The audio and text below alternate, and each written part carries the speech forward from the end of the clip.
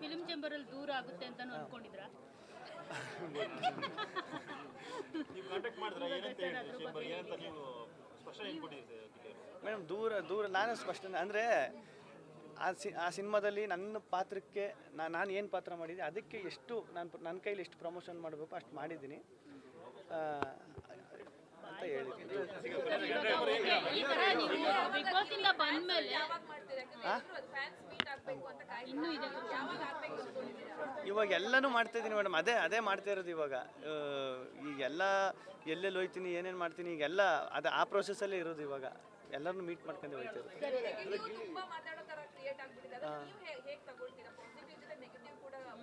So negative sir, ಈಗ big boss ಈ fame ಸಿಕ್ಕದಾದ್ಮೇಲೆ ಈ ಥರದ್ದು ಕಾಮನ್ ಪಾಸಿಟಿವ್ ಇರುತ್ತೆ, ನೆಗೆಟಿವಿಟಿನೂ ಇರುತ್ತೆ.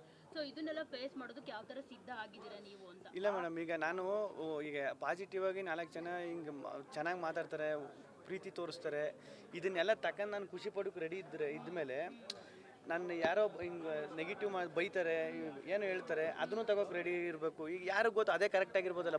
ಸರಿ ಆಯಿತು. ಈಗ ನಾನು ಏನು ಒಂದು 20-25 ವರ್ಷ ಇಂಡಸ್ಟ್ರಿಲಿದ್ದು ಇದನ್ನೆಲ್ಲ 25 ವರ್ಷ ಕ್ಯಾರಿ ಮಾಡ್ಕೊಂಡು ಇದು ನನಗೂ ಹೊಸ್ತಲ್ವ ಮೇಡಮ್. ಇದೆಲ್ಲ ಈ ನೇಮು, ಈ ಫೇಮು, ಈ ಪ್ರೀತಿ, ಇಷ್ಟು ಜನ, ಇದೆಲ್ಲ ಹೊಸ್ತಲ್ವಾ.